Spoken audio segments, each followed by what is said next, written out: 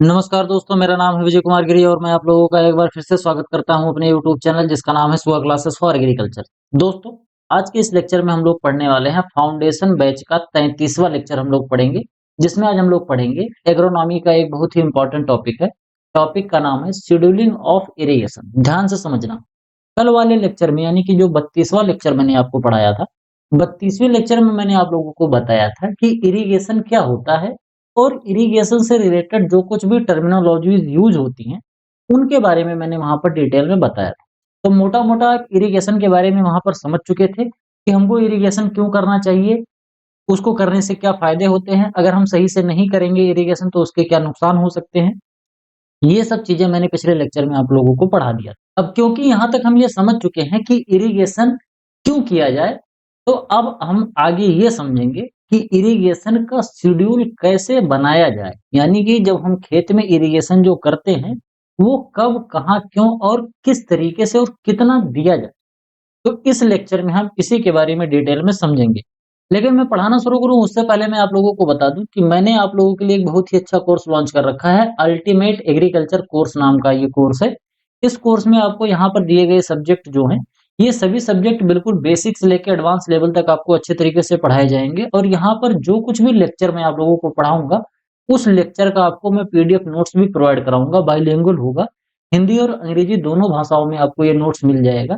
इसको पढ़ लेने के बाद, क्योंकि ये बिल्कुल बेसिक से लेके एडवांस लेवल तक यहाँ पर आपको पढ़ाया जाएगा, तो इसको पढ़ लेने के बाद कोई भी वनडे कॉम्पिटिटिव एग्जाम हो जिसमें एग्रीकल्चर पूछा जाता है, वो चाहे किसी स्टेट लेवल का वनडे एग्जाम हो या फिर सेंट्रल गवर्नमेंट की जो डिफरेंट टाइप की वैकेंसी आती है, अगर उसमें एग्रीकल्चर पूछा जा रहा है, बीएससी एग्रीकल्चर वाले, एमएससी एग्रीकल्चर वाले अगर उसमें अलाउ हैं, तो आपके लिए ये जो कोर्स होने वाला है बिल्कुल अल्टीमेट है। एक बार विश्वास करके आप इसको खरीद लो, अच्छे तरीके से पढ़ो। जो मैं नोट्स दे रहा हूँ उसकी मदद से आप अपनी नोट्स बनाओ। आपको अलग से कोई भी बुक नहीं खरीदनी पड़ेगी, ये मेरी गारंटी है, और ना ही अलग से कोई कोर्स खरीदना पड़ेगा। आप जो भी सरकारी नौकरी की तैयारी कर रहे हो, आपको वो मिल जाएगा। अगर आप इसको खरीदना चाहते हैं, तो इस क्यूआर कोड को स्कैन करके मात्र 1000 रुपए का पेमेंट करके आप इसको खरीद सकते हैं। बाकी कोर्स से रिलेटेड अगर आपको अधिक जानकारी चाहिए तो मेरा व्हाट्सएप नंबर है 9792771793। मेरे इस व्हाट्सएप नंबर पर आप संपर्क करके कोर्स से रिलेटेड जो भी आपको जानकारी प्राप्त करनी है वो प्राप्त कर सकते हैं। चलिए आगे बढ़ते हैं, अपने टॉपिक पर आते हैं। पढ़ेंगे क्या? हम पढ़ेंगे यहाँ पर इरिगेशन शेड्यूलिंग यानी कि सिंचाई निर्धारण। इसकी परिभाषा क्या होती है? इरिगेशन शेड्यूलिंग एक ऐसी प्रोसेस होती है जिसमें हम ये डिटरमाइन करते हैं कि हमको अपने खेत में कब और कितना पानी देना है। ठीक, इरिगेशन शेड्यूलिंग सीधा सीधा यही मतलब होता है कि हमको अपने खेत में अपनी फसलों को कब और कितना पानी, कब और कितना पानी, ये दो शब्द हम, इन दोनों शब्द का आंसर हम खोजते हैं शेड्यूलिंग ऑफ इरिगेशन में, कि हमको अपने खेत में पानी कब देना है और पानी कितना देना है और किस तरीके से देना है, किस तरह देना है। ये तीन चीजें हम लोग सीखते हैं इरिगेशन शेड्यूलिंग में। ठीक, बात करेंगे कि इरिगेशन शेड्यूलिंग जरूरी क्यों है। अगर हमको, आपने, मान लेते हैं कि हम भूखे हैं, हमको भूख लगी है, हम लगातार 9 दिन तक खाना नहीं खाए, मान लो ऐसे हो जाए, 10वें दिन हमको इतना खाना दे दिया जाए, मान लो 25 किलो खाना बना के दे दिया जाए, तो क्या हम जो 10 दिन, 9-10 दिन जो भूखे थे, उसको पूरा करने के लिए हम 10वें दिन 20-25 किलो खाना खा पाएंगे? तो सवाल है कि नहीं खा पाएंगे। इसका आंसर यही हो। अगर हम वो 9 दिन लगातार खाते तो हम ज्यादा खा जाते, लेकिन हमने बिल्कुल लास्ट में खाया तो हम ज्यादा नहीं खा पाएंगे। तो इससे क्या होगा कि जो हमारा ढेर सारा खाना बना वो नष्ट हो जाएगा। तो इरिगेशन शेड्यूलिंग में सबसे अच्छी बात ये होती है कि जब हम एक प्रॉपर शेड्यूल बना के इरिगेशन करते हैं, तो हम मैक्सिमम वाटर को यूटिलाइज कर पाते हैं। ध्यान से समझना। जैसे मान लेते हैं हमारा ये खेत है, इस खेत में हमको हमेशा पानी देना है, हर 20 दिन के अंतराल पर पानी देना है। अगर हमने कहा कि 20 दिन के अंतराल पर यहाँ पर 6 बार सिंचाई करनी है, कितने दिन के अंतराल पर? 20 दिन के अंतराल पर। ठीक, इतना तो हो गया। आपने क्या किया कि 3 सिंचाई हम करते हैं और 40 दिन के अंतराल पर करते हैं, और 100 लीटर जो पानी हमको देना था, मान लेते हैं कि हमको 60 लीटर पानी देना था, तो हम हर बार जब इसमें करते सिंचाई तो हम 10 लीटर पानी हमेशा देते, थोड़ा-थोड़ा पानी करके 20 दिन के अंतराल पर देते रहते। लेकिन जब हमने सोच लिया कि केवल हम 3 बार सिंचाई करेंगे और 40 दिन के अंतराल पर सिंचाई करेंगे, तो ये 60 लीटर जो पानी है, तो हम एक बार में 20 लीटर सिंचाई कर देंगे। तो आप बताओ, अगर हमने एक बार में 20 लीटर सिंचाई कर दिया, तो खेत में ज़्यादा पानी हो जाएगा, तो वाटर लॉगिंग की कंडीशन हो सकती है। इसके बाद percolation, infiltration, seepage, run off, इन सब के द्वारा पानी तमाम नष्ट हो जाएगा, इवापोरेशन के द्वारा नष्ट हो जाएगा, ट्रांसपिरेशन के द्वारा नष्ट हो जाएगा। तो प्रॉपर तरीके से पौधे उसको एब्ज़ॉर्ब नहीं कर पाएँगे। और ये जो 20 लीटर पानी है, ये अपना ज़्यादा से ज़्यादा 30 दिन तक चलेगा, ठीक? 30 दिन तक चलेगा, फिर बचा जो 10 दिन, ये 10 दिन पौधे को पानी नहीं मिल पाएगा। तो इस तरीके से हम वाटर यूज़ एफिशिएंसी को घटा लेते हैं। तो अगर हम एक प्रॉपर इरिगेशन शेड्यूल बनाएँगे, तो हमारा जो वाटर यूज़ एफिशिएंसी है, उसको हम मैक्सिमाइज़ कर पाएँगे। और जब हमारा वाटर यूज़ एफिशिएंसी मैक्सिमाइज़ होगा, तो हमारी फसल भी बहुत अच्छी होगी और जब फसल अच्छी होगी, तो हमको यील्ड अच्छी मिलेगी। इसके अलावा हमारी क्रॉपिंग इंटेंसिटी भी बढ़िया हो जाएगी। क्रॉपिंग इंटेंसिटी बढ़ने का सीधा-सीधा मतलब है कि 1 साल में जब हम 2, 3, 4 फसलें लेने लगते हैं, तो हमारी क्रॉपिंग इंटेंसिटी बढ़ती है। अगर 1 साल में हमने एक खेत में 2 बार फसल ले ली, तो हमारी क्रॉपिंग इंटेंसिटी 200% हो जाती है। तो ये हमारा बढ़ता है, अगर हम अच्छी तरीके से सिंचाई करते हैं। इसके अलावा इससे क्या होता है कि हमको एक क्वालिटी प्रोड्यूस मिलता है और सॉइल और एनवायरनमेंट का जो एक प्रॉपर बैलेंस होता है, प्रॉपर मॉइस्चर हो जाने की वजह से, ये चीज़ भी अपनी बनी रहती है। तो इसी वजह से इरिगेशन शेड्यूलिंग ज़रूरी होता है। ठीक, जैसे अगर हमने कहा कि हमें भूख लगी है, तो हमको ये भी तो सुनिश्चित करना होगा कि हमको कितनी भूख लगी है। हमको 2 रोटी की भूख है कि 50 रोटी की भूख है, कितनी भूख है? उसी हिसाब से हम खाना बनाएँगे जिससे हमारा खाना बर्बाद ना हो। उसी तरीके से इरिगेशन शेड्यूलिंग में भी हम पता करते हैं कि पौधे को कब पानी देना है, यानी कि पौधे को कब प्यास लगी है, पौधे को कितना प्यास लगी है और पौधे को पानी किस तरीके से पिलाना है। बाल्टी से ऐसे मुँह में उड़ेल देना है या फिर गिलास में देके और घूँट-घूँट के पिलाना है। इस तरीके से कि हमको समझना पड़ेगा कि पानी कैसे दिया जाए, जिससे कि मैक्सिमम जो पानी है वो पौधे उपयोग कर पाएँ, हमारा पानी बर्बाद ना हो। यहाँ तक बात समझ में आया? अब हम बात करेंगे पर्पस ऑफ इरिगेशन शेड्यूलिंग, जिसमें क्या किया जाता है कि हमारा जो इरिगेशन एफिशिएंसी है, जिसके बारे में अभी मैंने आप लोगों को कल बताया था कि इरिगेशन एफिशिएंसी यानी कि 6 लीटर पानी अगर हमने अपने बोरिंग से निकाला, पानी के स्रोत से, तो 5 लीटर खेत में आ रहा है। तो अगर ये 6 का 6 लीटर आने लगे, तो हमारा इरिगेशन एफिशिएंसी कितना हो जाएगा? 100% हो जाएगा। 6 लीटर वहाँ से चला और हमारे खेत में 6 लीटर पहुँच गया, तो हमारा इरिगेशन एफिशिएंसी 100% हो जाएगा। और अगर 6 लीटर वहाँ से चला और बीच में इधर-उधर बह गया, केवल 5 लीटर यहाँ पर पहुँचा, तो हमारी इरिगेशन एफिशिएंसी जो होगी वो 100% से कम हो जाएगी। तो जब हम एक प्रॉपर शेड्यूल बनाते हैं, तो हम मैक्सिमाइज़ कर पाते हैं अपनी इरिगेशन एफिशिएंसी को, ठीक? इसके अलावा effect of poor scheduling of irrigation, जब हम प्रॉपर इरिगेशन की शेड्यूलिंग नहीं बनाते हैं, तो क्या-क्या दिक्कत आती है? Non efficient use of irrigation water and production input, हमारे पास जो प्रोडक्शन के लिए तमाम स्रोत हैं, हमारे पास जो इनपुट्स हैं, उनको हम प्रॉपर तरीके से यूज नहीं कर पाते हैं। हमारा जो इरिगेशन वाटर है, वो बहुत ज़्यादा वेस्ट होता है। वही जो मैंने आपको अभी गेहूँ का एग्ज़ाम्पल देके समझाया था कि 60 लीटर पानी 10-10 10-10 20-20 दिन के अंतर पर 10-10 लीटर करके देना है 6 बार, या फिर 20-20 लीटर 40 दिन के अंतराल पर देना है। वो वाला एग्ज़ाम्पल से आप समझ सकते हो। अगर हम प्रॉपर इरिगेशन शेड्यूलिंग नहीं करेंगे, तो हमारा जो यील्ड है वो घट जाएगी और डिजीज लगने की संभावना भी बढ़ जाती है, क्योंकि जब प्रॉपर तरीके से पौधे को पानी नहीं मिलेगा, तो पौधा अच्छे तरीके से ग्रो नहीं करेगा और जब पौधा अच्छे से ग्रो नहीं होगा, पौधा कमजोर होगा।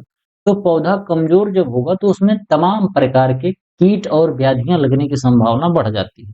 तो इसी वजह से प्रॉपर शेड्यूलिंग बहुत ज्यादा जरूरी होता है। अब हम बात करेंगे कि बेसिस क्या है पानी देने का। जब हम पानी का निर्धारण करते हैं इरिगेशन शेड्यूलिंग का, तो हम किन शब्दों का, किन क्वेश्चन का जवाब खोजते हैं? तो हम खोजते हैं मेनली 2 शब्दों का जवाब कि हमको इरिगेशन कब करना है और कितना करना है। इसके अलावा कैसे करना है ये भी होता है, लेकिन यहाँ पर नहीं दिया गया है। मैंने आपको स्टार्टिंग में बताया था कि कब, कितना और किस तरीके से इरिगेशन करना है, कब, कितना और कैसे। अब यहाँ पर हमने आपको बताया कि जो सबसे पहला है वो है व्हेन टू इरिगेट, हमें सिंचाई कब करनी है, यानी कि पौधे को पानी की जरूरत कब है। तो इसको जानने के लिए हमको कुछ चीजों का यूज करना पड़ता है, जैसे more nutrient availability occur the most crop take up water when moisture is near field capacity. जब खेत में जो पानी है फील्ड कैपेसिटी पर होता है, फील्ड कैपेसिटी बोले तो 1/3 बार, 1/3 बार माइनस का, या फिर आप इसको बोल सकते हो 1/3 एटीएम बोल सकते हो। समझ गए? चाहे ये बोल दो चाहे ये बोल दो, बात एक ही है। जब मिट्टी में पानी जो है -1/3 बार प्रेशर से उपस्थित रहता है, तो इसको हम बोलते हैं कि पानी बिल्कुल मिट्टी के अंदर जितनी कैपेसिटी है उतनी कैपेसिटी में पानी उपलब्ध है। अगर ज़्यादा पानी देंगे तो या तो पानी पर्कुलेट होके नीचे चला जाएगा या तो रन ऑफ होके बह जाएगा। तो फील्ड कैपेसिटी में यानी कि खेत में जितना पानी चाहिए, मिट्टी उतना पानी अवशोषित करके बैठी हुई है। इस कंडीशन में जो हमारी क्रॉप्स होती हैं, वो न्यूट्रिएंट को बहुत अच्छे तरीके से अब्ज़ॉर्ब कर पाती हैं। जैसे मैंने कल वाले लेक्चर में आपको बताया था कि जो पौधे होते हैं, वो न्यूट्रिएंट को अब्ज़ॉर्ब करते हैं केवल और केवल अपनी जड़ और पत्तियों के माध्यम से। जिसमें ज़्यादातर जो न्यूट्रिएंट वो अब्ज़ॉर्ब करते हैं, वो जड़ के माध्यम से करते हैं। क्योंकि उनके पास हमारे जैसे और जानवरों के जैसे मुँह नहीं होता है कि मुँह से हम अपना जो न्यूट्रिएंट है उसको ले लें। तो पौधे जड़ के माध्यम से लेते हैं और जड़ से जो न्यूट्रिएंट जाता है वो पानी के माध्यम से जाएगा। तो अगर मिट्टी में प्रचुर मात्रा में पानी उपलब्ध होगा, तो पौधे आराम से न्यूट्रिएंट को एब्ज़ॉर्ब कर पाएँगे। इसके अलावा मैक्सिमम प्रोडक्शन अचीव किया जा सकता है 50% soil moisture content in the root zone of the crop.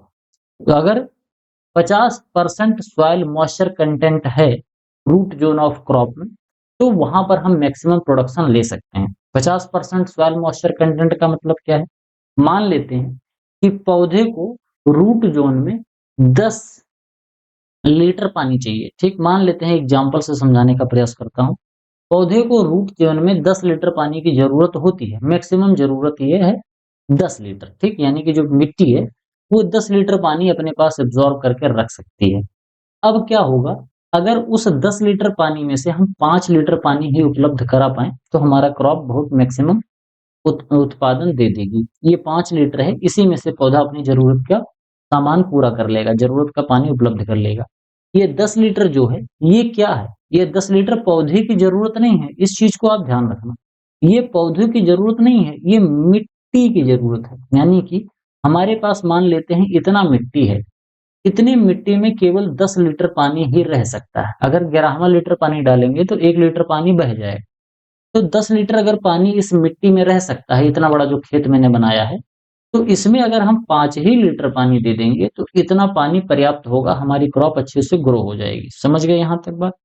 अगला है soil moisture content can be determined by gypsum block, tensiometer और ग्रेविमेट्रिक मेथड। ये सॉइल मॉइस्चर, सॉइल के अंदर कितना परसेंट मॉइस्चर है, उसको मेजर करने के लिए जिप्सम ब्लॉक मेथड आता है, टेंसियोमीटर वाला मेथड आता है और ग्रेविमेट्रिक मेथड आता है। ये तीनों मेथड आगे मैं आपको बताऊंगा डिटेल में किसी लेक्चर में। यहाँ पर आप ऐसे समझो कि मिट्टी के अंदर जो नमी की मात्रा है, उसको मेजर करने के ये 3 तरीके हैं और इन्हीं तीनों तरीकों से हम पता कर पाते हैं कि मिट्टी में मॉइस्चर इस समय कितना है और पौधे को मिट्टी में कितना मॉइस्चर चाहिए। अगर उतना नहीं मॉइस्चर होगा तो हम सिंचाई करेंगे। इससे हमें पता चल पाता है कि हमको सिंचाई कब करनी चाहिए। यहाँ तक आई होप आपको इस चीजें ये जो समझ में आई होंगी कि सिंचाई कब करें, ये चीज आपको अच्छे से समझ में आ गई है। आगे बढ़ते हैं। अगला है हाउ मच टू इरिगेट। जब हमें ये पता चल गया कि हमें अब सिंचाई करनी है, तो अब हमें ये भी पता करना है कि सिंचाई करनी है तो कितनी सिंचाई करनी है। तो इसके लिए हमको नेट क्वांटिटी ऑफ वाटर पता करना होगा कि कितना पानी इसको देना है। ठीक, इसको जानने के लिए हमारे पास 3 मेथड होते हैं। कितना पानी अपने खेत में देना है, इसके लिए हमारे पास 3 मेथड होते हैं। एक हमारा जो अगला सवाल अभी था कि कैसे पानी देना है, कैसे पानी देना है वो मेथड ऑफ इरिगेशन जब मैं आपको पढ़ाऊँगा तो उसमें बताऊँगा। Sprinkler method, drip irrigation, basin, check basin, border method, strip method, तमाम तरीके के मेथड होते हैं, तो वो कैसे देना है वो बाद में बताऊँगा। यहाँ पर हम 2 ही सवालों का बात कर रहे हैं। एक तो हमने आपको बता दिया कि कब सिंचाई करनी है और अब हम बात करेंगे कैसे सिंचाई करनी है। ये हाउ मच टू इरिगेट यानी कि कितना सिंचाई करनी है। यहाँ पर हम जवाब खोजेंगे कि हमको कितना सिंचाई करना है। ये बहुत ज़्यादा कठिन होता है और बहुत बच्चे इसको समझ नहीं पाते और फ्रस्ट्रेशन में इसको छोड़ देते हैं। मेरी गारंटी है कि यहाँ पर ये जो तीनों मेथड मैं आपको पढ़ाऊँगा, यहीं पर आप बिल्कुल क्लियर हो जाएगा। पढ़ते समय ही बिल्कुल चीज़ें क्लियर हो जाएँगी।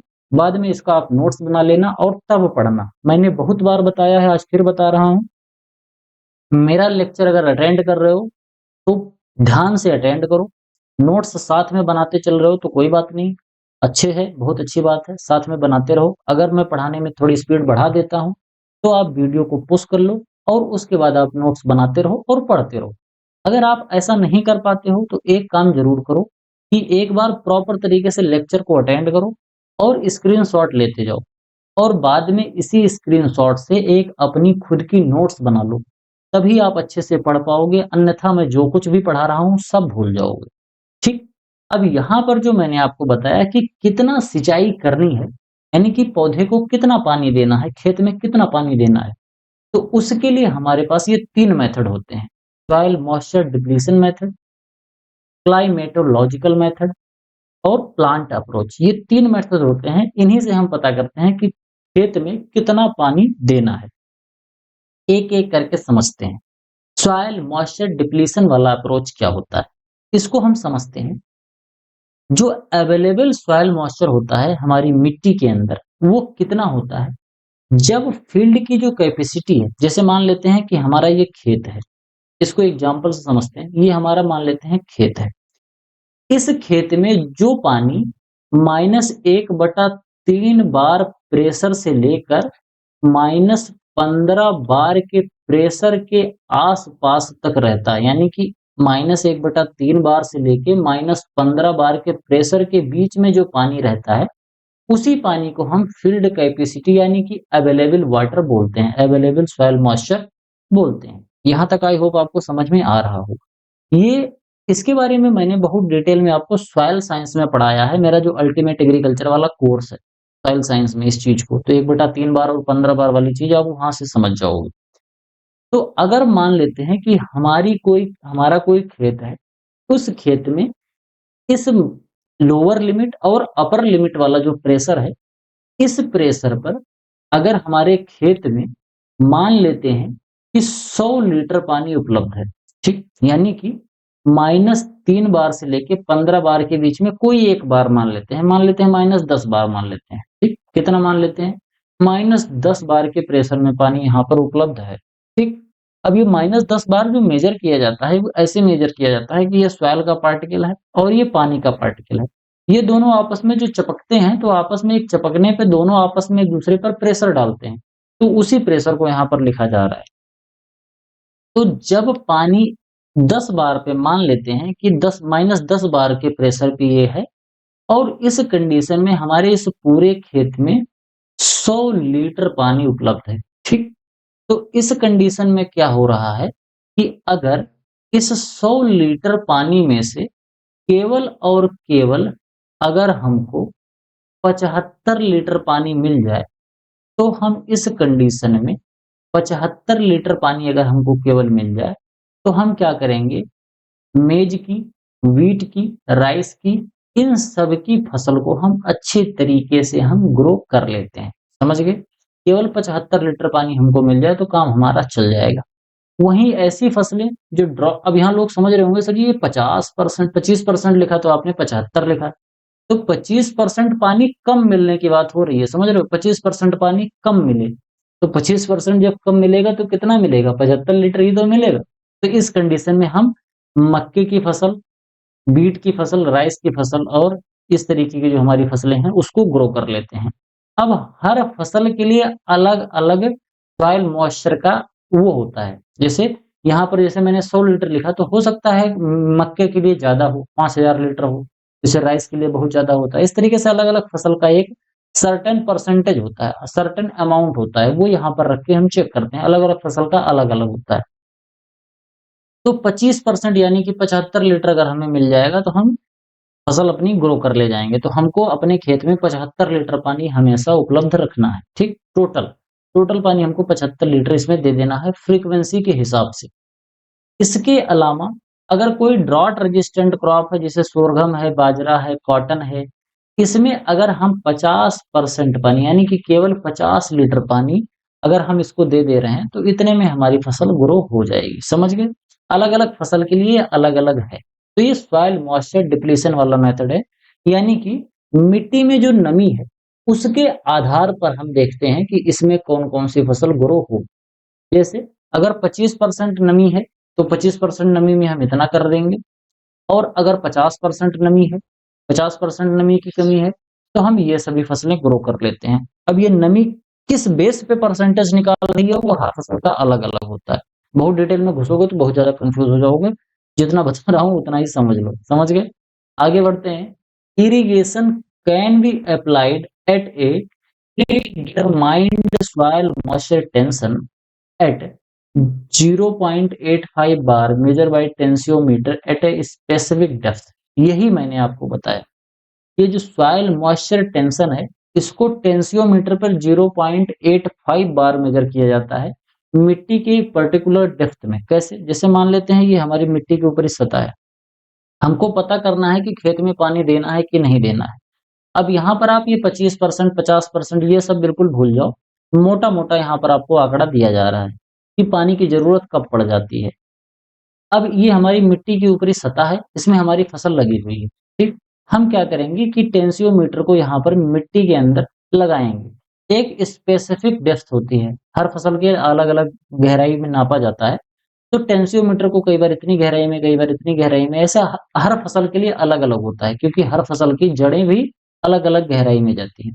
तो एक स्पेसिफिक डेप्थ के अंदर यहाँ पर टेंसियोमीटर के टिप को रखेंगे और मेजर करेंगे। अगर उसमें मेजर जो है मेजरमेंट 0.85 बार आ रहा है, तो हमको पानी देने की ज़रूरत अब है। अगर इससे कम प्रेशर पे आ रहा है तो कोई बात नहीं, नहीं दोगे तो भी चल जाएगा, ठीक? लेकिन अगर इससे ज़्यादा प्रेशर लग रहा है तो प्रॉब्लम है फिर यानी कि पानी कम है। जब पानी कम होता है तो प्रेशर बढ़ने लगता है, तो पानी कम होगा तो हमको सिंचाई करने की ज़रूरत पड़ जाती है।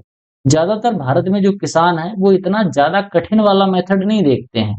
भारत में ऐसे नहीं होता। भारत का किसान जो है, वो मिट्टी को देखकर और मिट्टी को हाथ में पकड़ के उसका लड्डू बना के पता कर लेता है कि मॉइस्चर की कमी है कि नहीं कमी है। तो भारत में जो किसान हैं, ये ऊपर वाले ये चोचले नहीं करते हैं कि नीचे वाला ही चोचला देख के वो अपना काम कर लेते हैं। और ये मेथड ठीक है, अगर किसान के पास अनुभव है, तो कोई दिक्कत वाली बात नहीं है। लेकिन साइंटिफिकली देखा जाए, जहाँ पर हमारे पास पानी नहीं है, पानी सोने के भाव खरीदना है, जैसे इज़राइल में, तो वहाँ पर इस तरीके के मेथड को अपनाया जाता है कि प्रॉपर क्रॉप को कितना पानी की ज़रूरत है, उसको पहले मेज़र कराया जाता है। उसको साइंटिफिकली एक डाटा प्रोवाइड कराया जाता है। किसानों के पास वो डाटा होता है, जैसे हमारे पास होता है ना कि 120, 60, 40 एनपीके अपने गेहूँ में देना चाहिए। उसी तरीके से किसानों को बता दिया जाता है कि कॉटन को या बाजरे को इतना-इतना पानी इस टाइम पर चाहिए। तो वो चार्ट उनके पास होता है, उसकी इन्फॉर्मेशन और उसी के हिसाब से किसान खेत में पानी देते हैं। तो कम से कम पानी में हम फसल को तब उगा लेते हैं। तो ये जो है मेथड है, ये थोड़े से हाईटेक मेथड होते हैं। ज़्यादातर अभी भारत में रिसर्च पर्पज़ के लिए और ऐसे समझो कि बहुत ज़्यादा ब्रीडिंग में और रिसर्च में या फिर ऐसे हाईटेक जो चीज़ें हैं, उसमें केवल अध्ययन के पर्पज़ से अभी यूज़ करी जा रही हैं। बाकी कॉमर्शियल लेवल पे ये वाले मेथड अभी भारत में उतने ज़्यादा यूज़ नहीं होते हैं। तो एक तो मैंने मिट्टी से बता दिया कि मिट्टी देख के आप बता दो कि इरिगेशन करने की ज़रूरत है और नहीं है। अगला है जलवायु के आधार पर, बरसात कितने दिन से नहीं हुई है, टेम्परेचर कितना है, हवा कितनी तेज़ चल रही है, ह्यूमिडिटी कितनी है। ये सभी चीज़ें देख कर भी शेड्यूल किया जाता है कि अब हमें खेत में पानी देना है और नहीं देना है कब। इसी को हम बुक कीपिंग मेथड बोलते हैं। क्यों? क्योंकि इसमें हम रोज का टेम्परेचर मेजर करते हैं कि दिन का टेम्परेचर कैसा है, दिन में ह्यूमिडिटी कैसी है, हवा कितनी तेजी से बह रही है, बरसात कब हुई थी, कितनी हुई थी, आगे आने वाले समय में कब बरसात की संभावना है। तो पूरा एक मेट्रोलॉजिकल जो चीज होती है उसको ध्यान में रखते हैं और उसका प्रॉपर डाटा बनाते चलते हैं। इसी की मदद से फिर हम आगे चलकर इरिगेशन शेड्यूल करते हैं। तो ये हमारा हो गया मेथड, कौन सा? क्लाइमेटोलॉजिकल मेथड, जिसको हम जलवायु आधारित तरीके बोलते हैं और इसको दूसरे भाषा में हम बुक कीपिंग मेथड बोलते हैं। समझ गए? अब इसको जो हम करते हैं उसको करने का एक बहुत ही अच्छा टेक्निक होता है जिसको हम बोलते हैं irrigation water upon cumulative pan evapotranspiration method. ये एक रेशियो होता है जिसमें IW क्या होता है? IW होता है इरिगेशन वाटर। क्या होता है? Irrigation water. और ये CPE क्या होता है? ये होता है कल्मुलेटिव। क्या होता है? ये क्या होता है? ये होता है ये CAMULATIV कम्युलेटिव पैन इवापो इवापोरेशन। समझ गए? इवापोरेशन या फिर इवापो ट्रांसपिरेशन, कोई बात नहीं, इसको देखते हैं। अब इरिगेशन वाटर और कम्युलेटिव पैन इवापो ट्रांसपिरेशन, इसका रेशियो निकाला जाता है जिसको हम लिखते हैं IW अपॉन CPE रेशियो। ये IW CPE जो रेशियो होता है इससे हम मेजर करते हैं कि खेत में पानी देने की जरूरत है कि नहीं है। समझ गए? अब इसमें इरिगेशन वाटर और CPE, तो इसमें इरिगेशन वाटर यानी कि हमको कितना पानी देना है, ये हो गया। और ये कम्युलेटिव, जो कम्युलेटिव पैन इवापोरेशन है, इसको मैं आपको समझाता हूँ।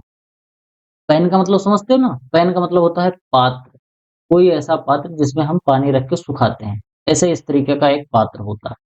इसमें क्या किया जाता है, किसान क्या करता है कि जैसे मान लो कि किसान का एक खेत है, मान लेते हैं ये इतना बड़ा सा एक किसान का खेत है। किसान ने एक छोटा-सा पात्र आता है मेजर करने के लिए, जैसे रेन गेज आता है ना, बरसात को मेजर करने के लिए कि कितना बरसात हुआ, उसी तरीके से ये पैन इवापोरेशन का एक पात्र आता है, पैन इवापोरेशन उसको बोलते हैं। इसमें पानी भर देगा किसान, मतलब ऐसे लेके जाएगा और अपनी फसल जो लगी हुई है, उसी फसल के बीच में कहीं पर उस पैन को रख देगा और उसमें पानी भर देगा। पानी भर दिया, मान लेते हैं पानी भर दिया और पानी की ऊँचाई जब उसने भरा तो 100 सेंटीमीटर था। तो सुबह उसने 10 बजे रखा। कितने बजे? 10 बजे उसने सुबह पानी रख दिया खेत में। अब 24 घंटे बीत गया, बिल्कुल ना बरसात हो रही है, ना अलग से कोई उसमें आके पानी डाल रहा है, कि इसमें पानी भर दे। अगले दिन फिर से 10 बजे वो जब गया, तो उसने देखा कि खेत में कितना पानी हो गया है। इस पे इस जो यहाँ पर पानी रख गया था, जो 100 सेंटीमीटर पानी था, वो पानी अब 98 सेंटीमीटर हो गया। यानी कि 2 सेंटीमीटर पानी कहाँ चला गया? 2 सेंटीमीटर पानी वाष्प बन के उड़ गया, भाप बन के उड़ गया इवापोरेशन के द्वारा। तो इसमें हम क्या करेंगे, irrigation water, irrigation water upon ये कितना है? 2 सेंटीमीटर, और एक हमें डिजिट दिया रहता है हर फसल का अलग-अलग। तो मान लेते हैं कि हमारा कोई एक फसल है, अगर दिया गया है कि जैसे मान लेते हैं कि राइस है, ठीक? राइस का हमको दिया गया है कि IW अपॉन CPE रेशियो 1 होता है। मान लेते हैं राइस का क्या दिया है, IW अपॉन CPE रेशियो कितना है? वो दिया गया है 1 है, ठीक? ये दिया रहता है ये चीज़, ये हमको पता होना चाहिए कि हर क्रॉप का IW अपॉन CPE रेशियो कितना होता है। तो हमको अगर पता है कि IW CPE रेशियो मान लेते हैं 1 है राइस का। अब IW upon CPE ratio rice का अगर 1 है, तो अगर CPE 2 हो गया और रेशियो 1 है, तो हमको इरिगेशन वाटर कितना देना पड़ेगा? सिंपल सा लगा लोगे तो हमको ये समझ में आ जाएगा। 2 सेंटीमीटर को मल्टीप्लाई करेंगे 1 से तो हमारा 2 सेंटीमीटर आएगा। तो 2 centimetre equals to irrigation water, यानी कि हमको 2 सेंटीमीटर पानी अपने खेत में देना है। यानी कि हमारा ये इतना बड़ा जो खेत है, इस इतने बड़े पूरे खेत में 2 सेंटीमीटर पानी की कमी हो गई है और हमें अपने खेत में 2 सेंटीमीटर पानी देना पड़ेगा। पूरे खेत में इतना पानी भर देंगे कि पानी का जो तल है वो 2 सेंटीमीटर ऊपर हो जाए। यहाँ तक बात आपको समझ में आई कि नहीं आई? फिर से एक बार बताता हूँ। IW अपॉन CPE रेशियो से हम ये क्लाइमेटोलॉजिकल अप्रोच होता है। इसमें IW इरिगेशन वाटर होता है और CPE क्या होता है, क्यूमुलेटिव क्यूमुलेटिव पैन इवापोरेशन होता है। इसी मेथड से हम फसल में निकालते हैं कि कितना पानी देना है। समझ गए बात यहाँ तक? जैसे मान लेते हैं, अगर हमारे पास कोई एक दूसरी फसल है, कोई दूसरी फसल मान लेते हैं हमारे पास बाजरा है। बाजरे का मान लेते हैं कि IW अपॉन CPA रेशियो कितना है, IW अपॉन CPA रेशियो 0.5 है। उस कंडीशन में हम क्या करेंगे, जब हम यहाँ पर 2 सेंटीमीटर की जगह पर 0.15 रखेंगे, 0.5 रखेंगे, तो हमारा यहाँ पर कितना आएगा, यहाँ पर 0.5 सॉरी जस्ट अ सेकेंड, थोड़ा सा गड़बड़ हो रहा है। इसको अगर हम रखेंगे, मान लेते हैं कि हमारा जो बाजरा है वो 0.5 है, तो हम क्या रखेंगे, irrigation water upon CPE ratio equals to क्या रखेंगे, 0.5 रखेंगे। हमारा CPE कितना था, CPE हमारा था कितना, हमारा 2 सेंटीमीटर था, यानी कि 2 सेंटीमीटर पानी हमारा भाप बन के उड़ गया है इस पात्र में से। अगर इस पात्र में से पानी उड़ा है तो खेत में जो पानी था, जो मिट्टी में मॉइस्चर था, वो भी तो उड़ा होगा, क्योंकि जो तापमान, आर्द्रता, सनलाइट यहाँ इस पात्र में मिल रही थी, वही चीज यहाँ पर भी मिलेगा। तो यहाँ का पानी जो सूख रहा है, तो खेत के मिट्टी के अंदर जो पानी है वो भी सूखेगा। तो इसी अंदाज से हम निकालते हैं कि मिट्टी में इतना पानी सूख रहा है, तो 2 सेंटीमीटर पानी ये सूख गया। हम इसको मल्टीप्लाई करेंगे तो कितना आएगा, ये हमारा आएगा इरिगेशन वाटर बोली तो 1 सेंटीमीटर आएगा। यानी कि अगर 2 सेंटीमीटर सूखेगा तो हमको 1 सेंटीमीटर पानी देने की जरूरत पड़ेगी। अगर हमारा IW अपॉन CPA रेशियो 0.5 है, तो अलग अलग फसल का IW अपॉन CPA रेशियो अलग अलग होता है।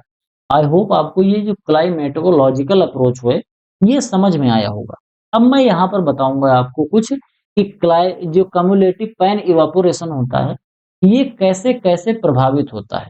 तो जो ये पैन इवापोरेशन है, अगर टेम्परेचर तेज है, क्या है, अगर इसको अब हम समझते हैं, अगर टेम्परेचर ज्यादा है, तो टेम्परेचर ज्यादा है तो इवापोरेशन जो होगा ये भी ज्यादा होगा। अगर टेम्परेचर कम होगा तो ये भी कम होगा, यानी कि एक बढ़ेगा तो दूसरा भी बढ़ जाएगा। अगला है हमारा ह्यूमिडिटी।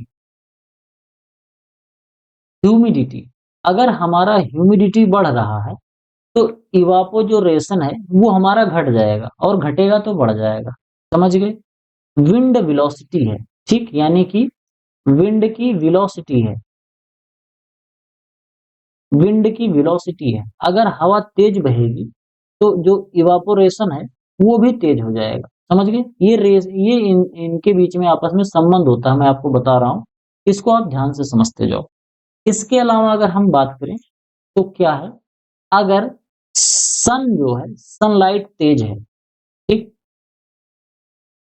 सनलाइट अगर तेज है तो जो इवापोरेशन होगा वो भी क्या होगा, तेज होगा, और कम है सनलाइट तो कम होगा। यहां तक बात समझ में आए? दिन है तो दिन में जो इवापोरेशन होता है वो तेज होता है, ठीक, और अगर दिन है तो इवापोरेशन तेज होगा, और अगर नाइट है तो जो इवापोरेशन है वो कम होगा। तो ये कुछ इतने मेथड होते हैं, ये कुछ इतने कारक होते हैं जिनसे जो इवापोरेशन है वो घटता या बढ़ता है। तो इसी आधार पर हम सिंचाई कितना करनी है वो निकाल पाते हैं। अगर हमारे क्लाइमेट का, जलवायु अगर वहां पर जो है, अगर वो टेम्परेचर ज्यादा हो गया, जैसे गर्मी में आप देखते हो जब टेम्परेचर बढ़ जाता है तो हमको बार बार सिंचाई करनी पड़ती है। वहीं ठंडी में अगर हम देखें तो ठंडी में क्योंकि टेम्परेचर कम होता है तो हमको बार बार सिंचाई नहीं करनी पड़ती है। ह्यूमिडिटी अगर बढ़ जाती है तो इवापोरेशन घट जाता है, क्योंकि उसमें क्या होता है, ह्यूमिडिटी जब बढ़ती है तो हमारे जो जलवायु है, यानी कि हमारा जो एनवायरनमेंट है, उसमें पानी पहले से ही रहता है। पानी पहले से ही, ह्यूमिडिटी जो है भाप बन के वो पहले से उपलब्ध रहती है, तो इवापोरेशन कम होता है। विंड वेलोसिटी, हवा जब तेज चलती है तो पानी बहुत तेजी से सूखता है। तो ये सब चीजें आप लोगों ने महसूस भी किया होगा, मैंने यहाँ पर आपको बता दिया, इसको आप नोट डाउन कर लो। यहाँ तक आई होप आपको समझ में आया होगा। ये IW अपॉन CPE रेशियो वाला जो मेथड है ये कैसे किया जाता है आप लोग अच्छे से समझ गए होंगे। इसमें रेशियो जो है, अनुपात मेथड, इसमें आपको पहले से रेशियो दिया रहता है, किसी फसल का 1 होगा, किसी फसल का 2 होगा, किसी फसल का 0.5 होगा, किसी का 0.4 होगा, तो हर फसल का अलग-अलग ये रेशियो रहता है। उसी हिसाब से हम निकालते हैं कि जो अगर हमारा क्युमुलेटिव पैन इवापोरेशन अगर इतना हुआ है, तो हमको पानी कितना देना है। आई होप यहाँ तक आपको अच्छे से समझ में आया होगा। अगला है हमारा प्लांट अप्रोच। ध्यान से समझना, मैंने आप लोगों को 3 मेथड बताया। एक तो सॉइल मॉइस्चर वाला अप्रोच है कि सॉइल के अंदर कितना मॉइस्चर है। दूसरा हमारा है क्लाइमेटोलॉजिकल वाला अप्रोच, यानी कि हमारी जलवायु के हिसाब से हम देखेंगे कि पौधे को पानी कितना देना है। तीसरा मेथड है प्लांट अप्रोच, यानी कि अब हम डायरेक्ट पौधे को देख के बताएंगे। जैसे जब पौधे के अंदर पानी की कमी होती है, तो पौधे जो हैं धीरे-धीरे वो मुरझाने लगते हैं। पौधे की जो ऊपरी पत्तियाँ होती हैं, वो मुड़ने लगती हैं। ऊपर का जो सबसे टर्मिनल पोर्शन होता है, वो नीचे को लटकने लगता है। पौधे की जो ग्रोथ होती है, वो रुक जाती है। कई बार पत्तियों का कलर चेंज होने लगता है। तो ये सभी तरीके हैं, ये सभी इंडिकेशन है, जो पौधा देता है कि हमारे अंदर पानी की कमी है, हमें पानी चाहिए, हम प्यासे हैं। तो वो मेथड होता है जिसको हम प्लांट अप्रोच बोलते हैं। तो ये भी ज़्यादातर भारत में यूज़ किया जाता है। तो भारत में 2 ही मेथड यूज़ किए जाते हैं, एक तो प्लांट अप्रोच को देखकर और एक मिट्टी को देखकर। ये 2 मेथड यूज़ किए जाते हैं, बाकी जलवायु वाला मेथड जो है वो उतना ज़्यादा लोग ध्यान नहीं देते हैं। बाकी किसान अपनी मिट्टी को और अपनी फसल को देख के समझ जाता है कि पौधे को सिंचाई की ज़रूरत है कि नहीं है। अब हम यहाँ पर बात करेंगे कि ये जो प्लांट वाला अप्रोच है, ये डायरेक्टली और इनडायरेक्टली इंडिकेट करता है कि हमारे खेत में पानी की कमी है कि नहीं है। तो इससे हम इरिगेशन का टाइम और इरिगेशन की क्वांटिटी हम फिक्स कर पाते हैं कि कब सिंचाई करनी है और कितनी सिंचाई करनी है। इसमें कुछ इंडिकेटर प्लांट होते हैं, जैसे कॉटन है, बीन्स है, ग्राउंड नट है, ये सभी पौधे जो हैं, अगर इसमें प्रॉपर तरीके से पानी नहीं मिलेगा, तो इनका जो कलर होता है वो चेंज होने लगता है। जब इनके अंदर मॉइस्चर की कमी होगी, तो ये पत्तियों का जो कलर होता है वो चेंज होने लगता है। तो इसी वजह से इनको इंडिकेटर प्लांट कहते हैं। जैसे सनफ्लावर जो है, अगर सनफ्लावर का खेत है, उसमें पानी की कमी हो गई, तो उसमें विल्टिंग वाला सिम्पटम देखने को मिलता है। विल्टिंग बोले तो वो सूखने लगता है, मुरझाने लगता है। मुरझाने को ही विल्टिंग बोलते हैं, तो मुरझाने लगता है। वैसे मुरझाते तो तमाम पौधे हैं, लेकिन ये सनफ्लावर जो है वो एग्ज़ैक्ट बताता है कि भैया अब हमें पानी चाहिए। अगला है रिलेटिव वाटर कंटेंट, इसको हम समझते हैं।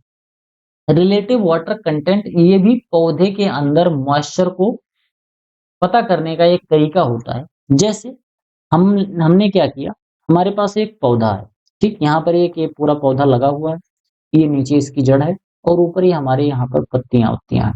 हमने क्या किया कि हमने एक पत्ती को हार्वेस्ट कर लिया, ठीक? पौधे से एक पत्ती को ताज़ा पत्ती को हार्वेस्ट किया, इसका हमने वज़न कर लिया। मान लेते हैं कि 1 किलोग्राम वज़न आ गया। 1 किलोग्राम नहीं, मान लेते हैं 5 किलोग्राम की पत्ती हो गई। मानना है तो हम कुछ भी मान सकते हैं समझने के लिए। तो 5 किलोग्राम की हमारी पत्ती थी। कब थी? जब इसको हमने ताज़ा हार्वेस्ट किया था। समझ गए? ये मैं आपको बता रहा हूँ रिलेटिव वाटर कंटेंट निकालने की विधि। ताज़ा पत्ती हमने देखी तो ये कितनी थी? ये 5 किलो की पत्ती थी। फिर हमने इस पत्ती को लिया और इस पत्ती को पानी में डाल दिया, बिल्कुल शुद्ध पानी में, ठीक? ना तो पानी में नमक है, ना किसी तरीके को कोई चीज़ है। हमने पानी लिया और उस पानी में इस पत्ती को डाल दिया, ठीक? यहाँ पर एक पात्र बनाया और इसके अंदर इस पत्ती को हमने डाल दिया। समझ गए? पत्ती इसके अंदर पड़ गई और पानी के अंदर। अब क्या होगा कि ये जो पत्ती है, ये पत्ती पानी अपने अंदर एब्ज़ॉर्ब कर लेगी, जितना ये अपने अंदर एब्ज़ॉर्ब कर सकती है। तो एब्ज़ॉर्ब कर लेगी तो फिर पत्ती को हमने तौला, तो मान लेते हैं कि कितना हो गया, पत्ती का वज़न बढ़ेगा क्योंकि पत्ती जो है पानी को थोड़ा-सा एब्ज़ॉर्ब करेगी। तो 6 किलो की पत्ती हमारी हो गई। कब हो गई? जब अभी ये पूरी संतृप्त हो गई, ठीक? यानी कि इसको हम क्या बोलेंगे? इसको हम बोलेंगे संतृप्त पत्ती। ये संतृप्त है, ठीक? संतृप्त स्थिति में ऐसा हो गया। अब हम क्या करेंगे, ये जो संतृप्त पत्ती है, इसको हम बिल्कुल सुखाएँगे, ओवन में डाल देंगे और ये सूखेगा। तो सूख के निकला, मान लेते हैं कि हमारी 2 किलो की पत्ती निकल के आई। कब? ये बिल्कुल सूखी पत्ती थी। समझ गए? यहाँ तक बात समझ में आई? अब हम क्या करेंगे कि इसको एक फ़ॉर्मूला होता है, उस फ़ॉर्मूले पे रखेंगे। फ़ॉर्मूला क्या होता है? फ़ॉर्मूला होता है ताज़ा वज़न, ठीक? माइनस सूखा वज़न, ताज़ा वज़न माइनस सूखा वज़न अपॉन संतृप्त संतृप्त संतृप्त वजन और इसके अलावा माइनस सूखा वजन। जब हम इसमें इस फॉर्मूले को रखेंगे तो हमारे पास जो मान आएगा वो परसेंटेज में आएगा। कैसे? ताजा पत्ती हमारी कितनी थी? 5 किलो की थी। सूखने के बाद कितनी हो गई? 2 किलो की हो गई। संतृप्त पत्ती हमारी 6 किलो की थी। सूखने के बाद कितनी हो गई? सूखने के बाद 2 किलो की हो गई। अब हम इसको निकालेंगे तो हमारा कितना आएगा? इसको करेंगे तो 3 आ गया, इसको करेंगे तो हमारा सॉरी 5 में 3 आ गया, इसको करेंगे तो हम 4 आ गए। जब हम इसको सॉल्व करेंगे तो हमारा मान परसेंटेज में आएगा। तो 3/4% यहाँ पर हमको देखने को मिल रहा है। ठीक, इसको आगे सॉल्व कर लेना, बहुत ज्यादा जरूरत नहीं है। तो 3/4% आ जाओगे। अब क्या होता है कि एक डाटा दिया गया रहता है। डाटा ऐसे दिया गया रहता है, अगर मिट्टी के अंदर 3/4% से आगे पीछे अगर मॉइस्चर है, ये 3/4 को आगे सॉल्व करके परसेंटेज आएगा 20%, 25%। तो उसमें एक डाटा दिया रहता है, पहले से रहता है। जैसे मान लेते हैं कि हमारा जो राइस है, अगर राइस में ये 20% यानी कि रिलेटिव वाटर कंटेंट अगर 20% से कम है तो हमें खेत में पानी देने की जरूरत है। अगर 20% से ज्यादा है तो पानी देने की जरूरत नहीं है। तो ये 20% से अगर कम होगा तो सिंचाई हमको करनी पड़ेगी, और ज्यादा होगा तो सिंचाई की जरूरत नहीं पड़ेगी। इसी तरीके से चीजों को निकाला जाता है। तो अलग अलग फसल का ये जो रिलेटिव वाटर कंटेंट है वो अलग अलग होता है। समझ गए? तो एक तो ये मेथड है। दूसरा हमारा मेथड है लीफ वाटर पोटेंशियल मेथड। इसमें क्या होता है? इसमें जैसे पानी है, पानी को हमने क्या किया, एक पत्ती है, ठीक। अब इस पत्ती के अंदर पानी होगा, तो पानी जब पत्ती के अंदर जाता है तो पानी जो होता है ये पत्तियों की कोशिकाओं पर दबाव डालता है। जैसे मान लेते हैं कि ये हमारा पत्ती है, ठीक। ये क्या है? ये हमारा एक पत्ती है, और इस पत्ती में मान लेते हैं यहाँ पर एक छोटी सी कोशिका है। वो कोशिका मैंने यहाँ पर जूम कर दिया, इतनी बड़ी सी एक कोशिका है। अब इस कोशिका में जब पानी भरेगा तो इसमें दबाव डालेगा, बाहर की तरफ ये कोशिकाओं को, कोशिका के दबाव डालेगा अगर इसके अंदर जो पानी होगा, ठीक। अगर ये दबाव जो है, अगर दबाव जो है, अगर ये दबाव कम है, दबाव कम होगा यानी कि पानी कम है। जैसे जो टायर होता है, टायर, अगर टायर में हवा ज्यादा रहती है तो दबाव बढ़ता है, अगर टायर में हवा कम है तो दबाव कम है। तो दबाव कम है यानी कि पानी कम है, पत्ती के अंदर पानी कम है। और पानी की कमी है तो हमको क्या करना है? सिंचाई की जरूरत पड़ती है, तो सिंचाई करनी है। और अगर दबाव ज्यादा है, दबाव ज्यादा है तो पानी ज्यादा है, दबाव ज्यादा तो पानी ज्यादा, और अगर पानी ज्यादा है तो सिंचाई नहीं करनी है, ठीक। सिंचाई नहीं करनी है। अब इसमें आप सोचोगे सर जी ये कैसे पता चलेगा कि ज्यादा है कि कम है? तो ये हर फसल का चार्ट होता है, उसमें लिखा होता है कि लीफ जो वाटर पोटेंशियल है वो हर फसल का अलग अलग होता है। जैसे मान लेते हैं किसी का अगर दबाव मान लेते हैं 10 बार है, अलग अलग हो सकता है, मान लेते हैं 10 बार है। तो अगर 10 बार से कम हुआ दबाव तो पानी की अधिकता है, कोई दिक्कत वाली बात नहीं है। अगर इसमें दबाव ज्यादा है तो यानी कि पानी ज्यादा हो गया है तो हमें सिंचाई की जरूरत नहीं है। अगर दबाव कम हो गया तो हमको पानी देना पड़ेगा। यहां तक बात समझ में आया? अगला देखो, प्लांट का टेम्परेचर। जब टेम्परेचर ज्यादा बढ़ता है तो पौधे का टेम्परेचर बढ़ता है। अब पौधा अपना टेम्परेचर मेंटेन करने के लिए क्या करेगा? ढेर सारा ट्रांसपिरेशन करेगा, ढेर सारा पानी निकालेगा। जैसे हमारी बॉडी जब बहुत ज्यादा गर्म होती है तो बॉडी से पसीना निकलता है, और ये पसीना निकाल के हम अपना टेम्परेचर को मेंटेन करते हैं। इसी तरीके से पौधा भी मेंटेन करता है। तो अगर पौधे का टेम्परेचर बढ़ गया है तो सीधा सीधा हमको पानी ज्यादा देना पड़ेगा। अगला है वाटर डिफ्यूजन रेजिस्टेंस। ये वाटर डिफ्यूजन रेजिस्टेंस जो होता है, इसमें जो पानी है, ये पानी जो वाष्पोत्सर्जन हो रहा है, ध्यान से समझना। मान लेते हैं कि एक हमारे पास ये मान लेते हैं हमारे पास एक पत्ती है, ठीक। ये हमारे पास पत्ती है, इस पत्ती में ढेर सारा पानी है। अगर पत्ती में ढेर सारा पानी होगा, पत्ती में ज्यादा पानी होगा, तो आप सोच के बताओ कि वाष्पोत्सर्जन जो होगा, वाष्पोत्सर्जन क्या होता है, ये आप समझो। कि इसमें इसमें जो इवापोरेशन होगा, अगर ज़्यादा पानी है तो इवापोरेशन कैसे होगा?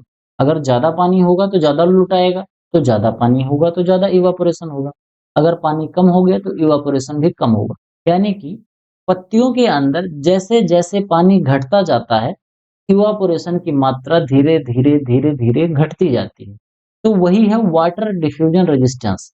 जैसे-जैसे पानी घटेगा पत्तियों में से, वैसे-वैसे पानी बहुत मेहनत से निकलेगा। पानी अपन जैसे मान लो कि आपके पास अगर बहुत ढेर सारा धन है, अगर कोई चुराएगा तो आप कहोगे चलो ठीक है 2-4 रुपए है, 10 रुपए है, कोई बात नहीं। लेकिन अगर आपके पास धन धीरे-धीरे, धीरे-धीरे घटने लगे, तो आप अपने एक-एक पाई को सँभाल के रखोगे कि कोई चुराने ना पाए, कहीं अनर्गल ना खर्च हो जाए। उसी तरीके से पत्तियाँ भी होती हैं। पत्तियों के अंदर जितना ज़्यादा पानी होगा, उतना ही ज़्यादा वो इवापोरेशन करेंगी, बहुत आसानी से इवापोरेशन हो जाएगा। लेकिन जैसे-जैसे पानी घटने लगता है, पत्तियों के अंदर जो मॉइस्चर है वो घटने लगता है, तो जो डिफ्यूजन रेजिस्टेंस है वो बढ़ने लगता है। यानी कि अगर पानी घटेगा, तो डिफ्यूजन जो रेजिस्टेंस है, ये जो रेजिस्टेंस है, ये बढ़ेगा। बाकी अगर पानी बढ़ेगा तो ये डिफ्यूजन रेजिस्टेंस घट जाएगा। तो जैसे-जैसे पत्तियों के अंदर मॉइस्चर घटता है, डिफ्यूजन रेजिस्टेंस धीरे-धीरे वो बढ़ता जाता है। अब डिफ्यूजन रेजिस्टेंस बढ़ रहा है तो इवापोरेशन होने में ज़्यादा मेहनत है और ज़्यादा मेहनत करनी पड़ेगी तो इवापोरेशन कम होगा। तो इससे भी पता चलता है कि हमको खेत में कितना पानी देना होता है। अगर डिफ्यूजन रेजिस्टेंस बहुत ज़्यादा हो गया है तो इसका मतलब खेत में पानी की कमी है, अब हमें सिंचाई करनी है। ठीक, पानी की कमी है तो रेजिस्टेंस ज़्यादा हो गया है, हमें सिंचाई करनी है। एक चीज़ आप ज़रूर याद रख लेना, इतना डिटेल में जो मैं पढ़ा रहा हूँ, काफ़ी लोगों को लग रहा होगा इतना डिटेल में घुसने की क्या ज़रूरत है? तो ये बिल्कुल आप 100% मान लो कि इस टॉपिक से अगर क्वेश्चन थोड़ा-सा भी घुमा के पूछ लिया गया, तो बड़े-बड़े धुरंधर की हालत खराब हो जाती है। इसी वजह से मैं इसको पढ़ा रहा हूँ इतने डिटेल में, कि आपको किसी भी तरीके से क्वेश्चन को घुमा के अगर पूछ लिया जाए, तो आप इस चीज़ को बता पाओ। मान लेते हैं अगर क्वेश्चन पूछ लिया कि अगर किसी पौधे में वाटर डिफ्यूजन रेजिस्टेंस बढ़ रहा है, तो पौधे को पानी की ज़रूरत है कि नहीं? तो डिफ्यूजन रेजिस्टेंस अगर पानी का किसी पौधे का बढ़ रहा है, तो पानी की ज़रूरत है उसे क्योंकि पानी घट रहा है, तो हमें सिंचाई उसमें करनी पड़ेगी। इस तरीके से क्वेश्चन को घुमा के पूछता है। इस तरीके से यहाँ तक जो मैंने आपको बताया वो थोड़ा-सा सिंपल था, लेकिन इसको कठिन और बनाया जा सकता है। अगर इसको कठिन बनाने पे आ जाए, तो इसकी लैंग्वेज थोड़ी-सी बड़ी कर देंगे और फिर ये कठिन हो जाएगा। इस तरीके से क्वेश्चन आईबीपीएस एएफओ में पूछे जाते हैं, जो हवा नहीं लगता है क्वेश्चन। अगला है कंप्यूटर मॉडलिंग का और सेल इलॉन्गेशन रेट का। सेल इलॉन्गेशन रेट यानी कि कोशिका के अंदर वृद्धि कैसे हो रही है। कंप्यूटर वाला तो थोड़ा-सा टेक्निकल चीज़ है, उसको बाद में कभी बताऊँगा। अगला है cell elongation rate. Cell elongation rate यानी कि पौधे जो हैं, अगर पौधे में कोशिका तेजी से बढ़ रही है, तो कोशिका जब तेजी से बढ़ेगी, तो कोशिका में ज़्यादातर भाग जो होता है वो पानी होता है। उसके अंदर जो प्रोटोप्लाज़्म, साइटोप्लाज़्म होता है उसमें पानी बहुत ज़्यादा होता है। तो अगर कोशिका बढ़ रही है, तो यानी कि पानी की मात्रा भी बढ़ रही है और पानी की मात्रा कब बढ़ेगी? जब पानी ज़्यादा होगा। पौधे के अंदर पानी ज़्यादा होगा तभी तो कोशिका वो बढ़ा पाएगा। तो सेल इलॉन्गेशन रेट अगर ज़्यादा है, तो पौधे के अंदर पानी ज़्यादा है और अगर पानी ज़्यादा है तो हमको सिंचाई की ज़रूरत नहीं है। अगर पानी कम हो गया तो सिंचाई की ज़रूरत पड़ जाएगी। आई होप यहाँ तक आपको अच्छे से समझ में आया होगा और जो चीज़ मैं पढ़ा रहा हूँ अच्छे से आपको समझ में आ रहा होगा। अगर समझ में आ रहा हो तो लाइक करके एक अच्छा-सा कमेंट ज़रूर कर दो।